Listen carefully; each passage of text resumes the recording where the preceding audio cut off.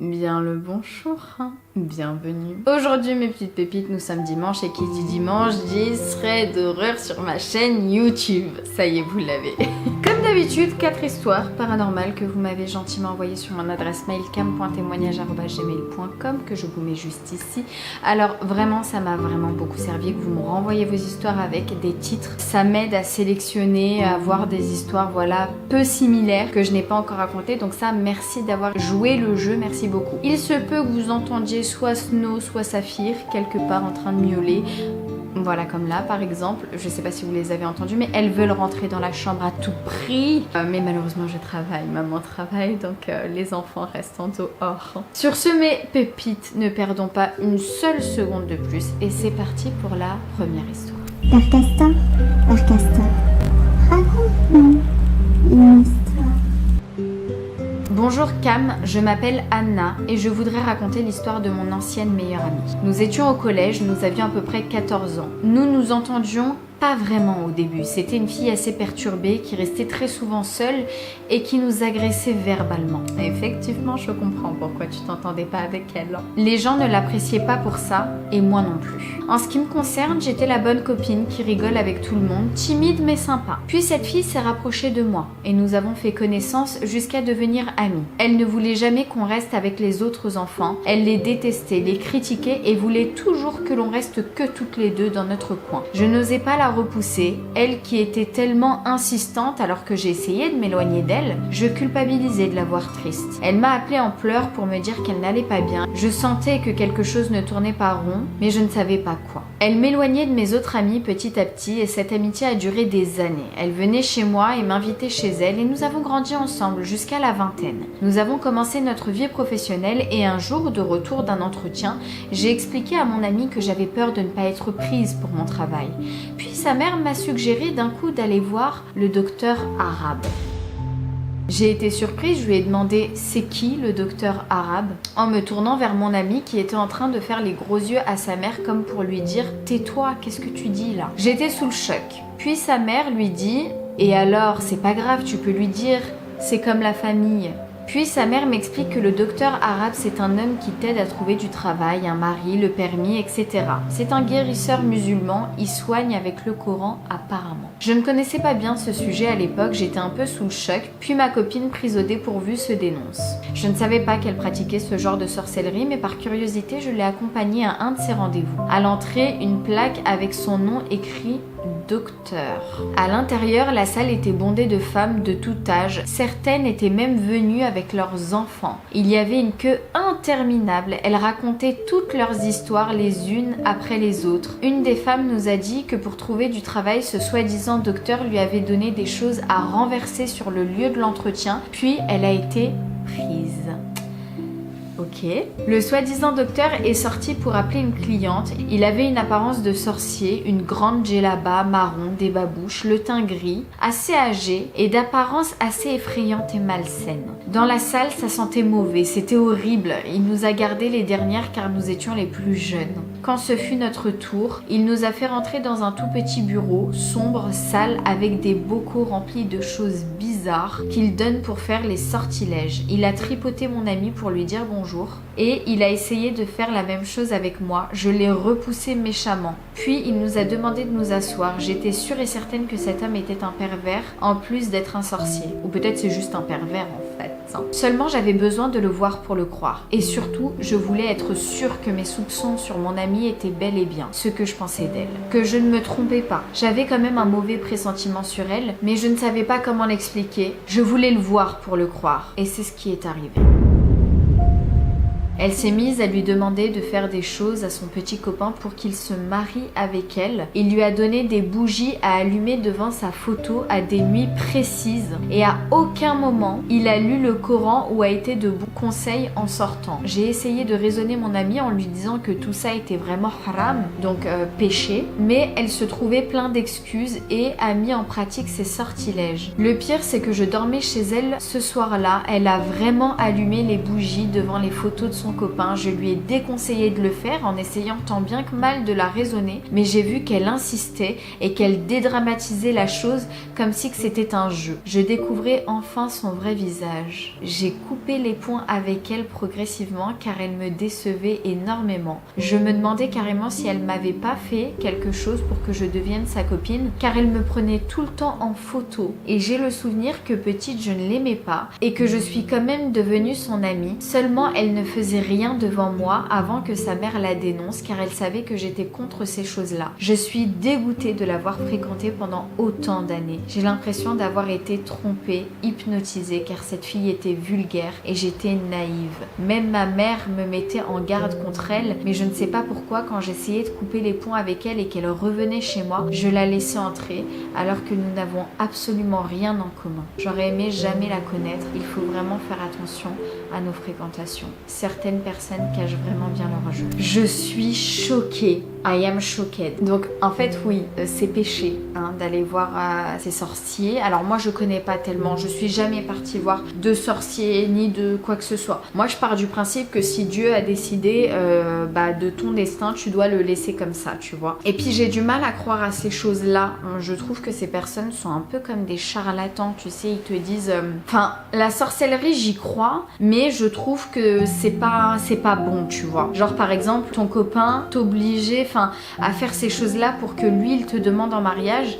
Ok, certes, demain t'es marié avec cette personne, du coup en fait t'es marié avec elle parce que tu lui as fait de la sorcellerie. Il s'est pas marié avec toi pour toi, il s'est marié avec toi parce qu'il est ensorcelé, quoi. Et je le prendrais super mal, quoi. Tu fais ça à quelqu'un, c'est fou, c'est dingue. Franchement, je suis choquée, mais même toi, t'as dû être tellement choquée d'apprendre ça. Dans cette salle d'attente, il y a des mamans avec leurs enfants et tu m'as dit, il y a une queue interminable, une file d'attente énorme. Je suis choquée. Tant de sorcellerie, moi ça me choquera toujours et je peux comprendre que t'as eu l'impression d'être trahi complètement. Je peux te comprendre totalement et j'espère que son copain va se méfier de cette fille-là parce que les personnes qui font ça, c'est pas bien. C'est péché. Il faut pas faire ça. Sur ce, mes petites pépites, passons tout de suite à la deuxième histoire. Père Castor, raconte-nous une histoire. Coucou Cam, comment ça va? Bah écoute, un petit peu malade, mais ça va. Alors, il faut savoir que j'ai toujours partagé ma chambre avec mes deux petites sœurs jusqu'à ce que mon frère quitte le foyer pour ses études. J'ai évidemment sauté sur l'occasion pour avoir enfin ma propre chambre. À 18 ans, ça serait pas mal quand même. Tu m'étonnes. PS, ça a commencé en 2019. Donc super contente, j'achète mes meubles, je m'installe, etc. Sauf que Covid oblige, j'étais littéralement cloîtrée dans ma chambre. J'ai donc eu la magnifique idée de déplacer mes meubles et de mettre mon bureau au niveau de la fenêtre, histoire de voir autre chose que mes murs blancs, quoi. Il faut savoir que j'étais dans une filière très sélective, donc je travaillais très tard le soir. Donc un soir comme un autre, je révisais. Et là, je prends une petite pause TikTok, tu connais. Oui, je connais très très bien. Donc là, je suis tranquille, pépère, et d'un coup, j'ai un de mes stylos posé sur le bureau qui roule vers moi. Je ne me suis pas trop inquiétée, je me suis dit peut-être je l'ai bougé d'une manière ou d'une autre. Sauf que quelques minutes plus tard, il roule à nouveau. Mais cette fois-ci dans l'autre sens. C'est-à-dire vers le haut du bureau en direction de la fenêtre. Là, j'ai commencé à un peu m'inquiéter quand même. Étant musulmane, j'ai directement mis du Coran dans ma chambre et je suis partie dormir, histoire de faire passer le temps plus vite. Tu m'étonnes, c'est bizarre déjà qu'il roule tout seul, mais qu'il remonte. J'aurais flippé vraiment beaucoup. Donc ça a été le premier événement bizarre dans ma chambre. Plusieurs semaines passent et mes examens arrivent à grands pas. La veille, après avoir révisé une dernière fois, j'ouvris ma fenêtre, mais referme la poignée de sorte à ce que même si le vent ferme la fenêtre, elle reste quand même légèrement entrouverte. Puis je suis partie me coucher. Je me réveille une première fois dans la nuit à cause de la chaleur et je constate que ma fenêtre était fermée. Alors ça, c'est pas normal. À partir du moment où tu fermes la fenêtre qui a du coup la poignée et l'autre pour la laisser entrouverte, c'est pas normal que tu retrouves ta fenêtre fermée. C'est clairement pas normal. Je suis partie vérifier si ce n'était pas plutôt le vent qui me donne l'impression que celle-ci est fermée, sauf qu'elle était bel et bien fermée. C'est-à-dire qu'une personne a dû ouvrir la poignée pour ensuite fermer la fenêtre. C'est fou. Oh my god. Si t'avais eu une caméra de surveillance dans ta chambre, on aurait été choqués de voir ça. Sauf qu'encore une fois, je ne me suis pas inquiétée. Mais comment j'aurais eu peur? Je me suis dit peut-être que c'est ma mère qui l'a refermée. Elle n'aime pas l'idée que je dorme la fenêtre ouverte. J'ai donc juste réouvert la fenêtre comme la fois d'avant et je suis partie me recoucher. Malheureusement pour moi, je me réveille une seconde fois pour la même raison. Parce que t'as trop chaud et la fenêtre elle était encore fermée, je présume. Je vérifie une seconde fois et encore une fois la fenêtre était bien fermée. Cette fois, pas de doute, impossible que ce soit ma mère. Bah oui, elle va pas faire 15 000 allers-retours ta maman. Non, c'était bien un jean, hein. C'est la meuf qui rassure pas du tout. Je commence à faire des liens avec les stylos de la dernière fois et je récite du Coran avant de me rendormir. J'ai ouvert la fenêtre pour la 3e fois. Ah oui, t'es têtue, hein. Moi j'aurais laissé tomber. Trop peur que déjà une 2e fois, non, trop peur. À mon réveil, la fenêtre était encore une fois fermée, mais le jean aussi, il était têtu. En fait, il a dit, ah, tu la refermes. Je la réouvre. Wallah, je la réouvre. Qu'est-ce qu'il y a? Tu vas faire quoi? Ah non, c'est le contraire, je la ferme et toi tu... Bref, oh, je suis fatiguée, mais en gros c'était ça. Têtus tous les deux, hein. À mon réveil, la fenêtre était encore une fois fermée et j'ai bien demandé à toute ma famille le lendemain et personne n'est entré dans ma chambre durant la nuit. Voilà la seconde histoire de ma chambre et je me suis rendu compte que tout a commencé quand j'ai déplacé le bureau sous la fenêtre. J'ai donc remis le bureau à sa place et depuis, plus trop d'expériences bizarres jusqu'à il y a quelques mois. Donc la dernière expérience que j'ai eue date de septembre je crois, c'était un soir où je me sentais pas très bien, je toussais surtout durant la nuit. Je suis partie me coucher assez tard et il faut savoir que j'ai une chaise de bureau dans ma chambre qui est toujours, donc elle me l'a écrit en majuscule, sous mon bureau. Sauf que quand je me suis réveillée le matin, cette chaise était littéralement collée à mon lit, face à moi, comme si une personne s'était assise sur cette chaise pour veiller sur moi la nuit. Mais MDR, ça m'est déjà arrivé ça une fois, je m'en rappelle très bien. Je vous raconte après. Encore une fois, le matin, je demande à tout le monde et encore une fois, sans surprise, elle ne s'était introduit dans ma chambre. Voilà mes petites anecdotes. Je vais juste te devancer au cas où tu dirais que je suis un peu trop sereine. Oui, franchement, je l'ai déjà dit. Hein. Il faut savoir que malheureusement, ma famille et moi sommes quelque peu habitués au monde paranormal, sorcellerie de la part de notre famille, etc. Donc je suis arrivée à un stade où la peur ne me bloque pas et où je place mon entière confiance en Allah. Subhanallah, bravo, mashallah. D'ailleurs, si j'ai un conseil à donner aux pépites qui te suivent et qui sont musulmanes, faites très attention aux charlatans, comme on disait à l'histoire d'avant. Beaucoup plus présent qu'on ne le pense, car je sais que quand on est désespéré, on est vite très crédule. Vraiment, placez votre confiance entièrement à Allah et en lui seul. N'oubliez pas que toute décision lui appartient. Punaise, mais on dirait tu nous as vu quand on a lu l'histoire d'avant. C'est exactement ça. Pour la chaise, pareil, ça m'a rappelé ce que j'ai vécu. Donc moi, pareil, ma chaise toujours sous mon bureau. Et c'est une chaise à... Il y avait des roues en fait, elle roule. Enfin, un matin, quand je me suis levée, donc elle était sous mon bureau le soir, je m'endors, etc. Le matin, je la vois, elle est posée en face de mon lit. J'avais trouvé ça très bizarre, mais ça m'a pas tilté non plus. Je me suis dit, elle a peut-être roulé. Alors, comment? Parce que ma chambre n'est pas du tout bancale, et puis elle a jamais roulé de sa vie. Donc c'est vrai que tu m'as fait penser à ça. Et mon Dieu, c'est terrible. Mais toi, t'es un peu trop sereine pour moi. Quand même, je le dis, un peu trop sereine. Vraiment, moi, j'aurais pété un câble depuis bien longtemps. Passons tout de suite, mes pépites, à la 3e histoire. Père Castor,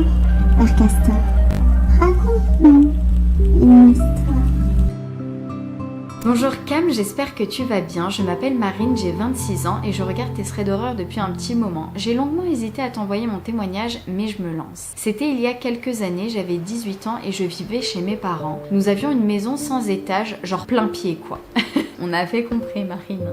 Ma chambre était la seule qui donnait dans le jardin. Celle de mes parents et celle de mon frère étaient à l'autre bout de la maison. À ce moment-là, j'étais en couple avec quelqu'un qui dormait très souvent chez moi et qui avait l'habitude d'arriver très tard. Donc quand il venait, il frappait à mes volets doucement et il rentrait par la fenêtre car la porte d'entrée faisait beaucoup de bruit et je ne voulais pas gêner mes parents et mon frère. Un soir, j'étais dans ma chambre lorsque j'entends frapper à mes volets, exactement comme mon chéri le faisait. J'étais un peu surprise car ce n'était pas prévu qu'il vienne, j'ai donc ouvert mes volets, mais là rien. Il n'y avait absolument personne. Je me suis dit que j'avais sûrement rêvé et je me suis recouchée. 2 jours plus tard, alors que je parlais avec mon copain, il me dit que ma voisine, qu'il connaissait très bien, lui dit l'avoir vu dans mon jardin le fameux soir où j'ai entendu frapper. Et quand il m'a raconté ça, mon sang s'est glacé. Ça ne m'est plus jamais arrivé, mais je ne sais toujours pas qui c'était ou ce que c'était ce soir-là dans mon jardin. C'était une maison où mon petit frère a vécu quelques petites choses aussi, ses peluches tombaient toutes seules, ses jouets aussi. Et on a appris un jour que malheureusement une adolescente s'était donné la mort dans cette maison. Et ma chambre était la sienne avant. Je ne saurais jamais si c'était quelqu'un ou quelque chose, ou peut-être même rien du tout. Merci beaucoup Marine pour ton histoire. Du coup dans les histoires, dans les threads d'horreur, on a déjà vu que les djinns pouvaient prendre les apparences humaines. Moi en tant que musulmane, je te dirais que c'est un djinn qui a pris l'apparence humaine de ton chéri, d'où la voisine qui le voit dans ton jardin, où t'imagines juste il est somnambule, le mec il se souvient juste pas de ce qu'il fait. Enfin c'est bizarre. Et toi t'as rien vu, donc t'as ouvert les fenêtres, t'as rien vu. Imagine juste si le djinn était resté là. Et il serait rentré en mode calme, et là ton mec t'appelle en mode ouais ça va, tu fais quoi? Et toi tu regardes à côté de ton lit et franchement des fois j'invente des scénarios dans ma tête, je me dis mais ça serait un bête de film d'horreur en vrai. Bref, reprenons nos esprits, tu te calmes. Donc du coup oui, moi je te dirais, alors soit il y a deux possibilités, soit ton mec est somnambule mais quand même il ferait vraiment beaucoup de pas en dormant, parce que je présume qu'il habite pas si proche de toi, bon voilà, ou alors deuxième possibilité, un djinn a pris l'apparence de ton chéri et est venu t'embêter, alors toquer au volet. Bon, il a vu que t'as pas plus flippé que ça, il a dit vas-y, elle m'a pas fait trop rire, je vais embêter quelqu'un d'autre, un truc comme ça. Mes pépites comme d'habitude, voilà, je sais plus c'est quel thread d'horreur, on est à quel épisode, mais comme d'habitude en commentaire vous me dites ce que vous en pensez. Moi voilà, je dirais le djinn après, ou le somnambulisme. À vous de me dire ce que vous en pensez. Mais ça peut faire flipper quand même. Parce que moi, faut savoir, quand je lis les histoires, j'imagine que je vis la scène. Donc comment j'aurais réagi? Ouais, je pense que je me serais dit pareil, j'ai dû le rêver. Passons tout de suite à la dernière histoire. Père Castor, raconte-nous une histoire. Hello Cam. Bon, je ne sais pas si c'est si folichon à entendre comme histoire, mais à vivre, je ne m'en serais bien passé. Ça nous met tout de suite dans l'ambiance. Hein. Je suis auxiliaire de vie et je garde des personnes âgées chez eux la nuit. Oui, bah ça doit être mouvementé ça. Il faut savoir que l'on a une chambre où dormir et au besoin le monsieur appelle. Une nuit, il m'appelle à minuit, je dormais, c'est autorisé, et me dit que ça a sonné à la porte. Du coup, je flippe. Et je lui demande si c'est pas plutôt le lave-vaisselle qui s'est arrêté, et il m'assure que non. Puis me dit que peut-être il a rêvé. J'y crois moyen à ce moment-là. Je fais le tour de la maison par principe, je vérifie que toutes les portes soient bien fermées à clé, car nous sommes à la campagne et ce n'est pas impossible que ce soit des jeunes qui s'amusent à sonner aux portes. Bref, je remonte dans la chambre, mais pas tranquille du tout. Je ne me rendors pas car les voleurs ne sont pas si rares dans le coin. Pas mal de bruit dans la maison, plus que d'habitude, alors je me rassure comme je peux en me disant que ce sont des bruits habituels dans une maison. J'arrive enfin à me rendormir aux alentours de 5h du matin et je me réveille vers 6h30. Oui, donc t'as fait une petite sieste quoi. J'étais couchée sur le côté droit et voilà comment j'ai ressenti les choses. J'avais l'impression qu'un avion de chasse passait juste au-dessus de la maison. Mais le bruit ne s'est pas arrêté, bien au contraire, c'était de pire en pire et je me tenais la tête. Ah oui, donc un bruit vraiment très fort. Ensuite, c'est difficile à expliquer, mais j'ai comme senti quelque chose qui essayait de me rentrer dans le poumon et tout mon corps s'est mis à trembler. J'ai cru qu'il y avait un tremblement de terre. De là, je me suis sentie me mettre à genoux et me débattre dans le vide en me disant que si quelqu'un me voyait à ce moment-là, je devais avoir l'air bien bête. Mais qui pouvait me voir? Je me suis ensuite sentie me recoucher. Tout s'est arrêté, j'ai enfin ouvert les yeux. J'étais en fait toujours dans cette même position, couchée sur le côté droit. Ah donc, t'étais plus du tout à terre à genoux quoi. Je me suis retournée et de suite j'ai allumé la lumière, je me suis dit que j'avais halluciné, mais là, la lampe de chevet s'est éteinte puis rallumée. J'ai flippé à mort et quelques secondes après, les plombs ont sauté. Je suis descendue, mais prise de panique, je n'arrivais plus à savoir où était le disjoncteur. J'ai dû m'asseoir pour réfléchir, reprendre mes esprits et je l'ai enfin retrouvé et remis en fonction. Je suis allée voir le monsieur car il s'inquiétait et quelques minutes plus tard, ça a de nouveau sauté. Le lendemain, quand je suis retournée là-bas, j'ai demandé à ce qu'on me laisse tranquille et j'ai eu une nuit calme. À l'heure actuelle, il est rare que je ne sente aucune présence. Je ne dors quasiment plus quand je suis là-bas. On m'a dit plusieurs choses, que c'était un esprit qui voulait s'emparer de moi ou qui demandait de l'aide, que peut-être je suis passeuse d'âme, mais le fait est que si c'est le cas, je ne veux pas du tout avoir à gérer ça. Quoi qu'il en soit, je ne suis pas la seule personne à intervenir chez ce monsieur et à ressentir certaines choses. Je tiens à préciser que j'ai déjà vécu une paralysie du sommeil chez moi et que ça n'avait rien à voir avec ce que j'ai vécu là-bas. Merci beaucoup ma pépite pour ton histoire. Alors du coup entre collègues vous avez dû parler et il n'y a pas que toi qui a vécu des choses paranormales dans cette maison. Écoute, cette maison du coup est habitée par des choses qu'on ne voit pas. Je pense que ce monsieur a des petites anecdotes dans cette maison qui sont pas mal et que du coup il réagit au moindre bruit. Donc toi un bruit qui ne t'a pas tellement effrayé, lui il t'a tout de suite demandé, voilà on toque à la porte, il y a eu un bruit et tout. C'est parce que je pense que ce monsieur vraiment il vit des choses dans cette maison et que au moindre bruit il est à l'affût quoi. Moi franchement j'aimerais trop aller dans un lieu hanté pour voir s'il se passe des choses filmées avec vous. J'aimerais tellement, ça c'est un projet que j'ai en tête à faire pour Halloween, pourquoi pas Mathieu, merci pour... Mathieu mon monteur, hein. Merci beaucoup pour cette idée que tu m'as donnée. Big up à toi. Tu peux mettre ton Instagram, hein, allez, c'est cadeau.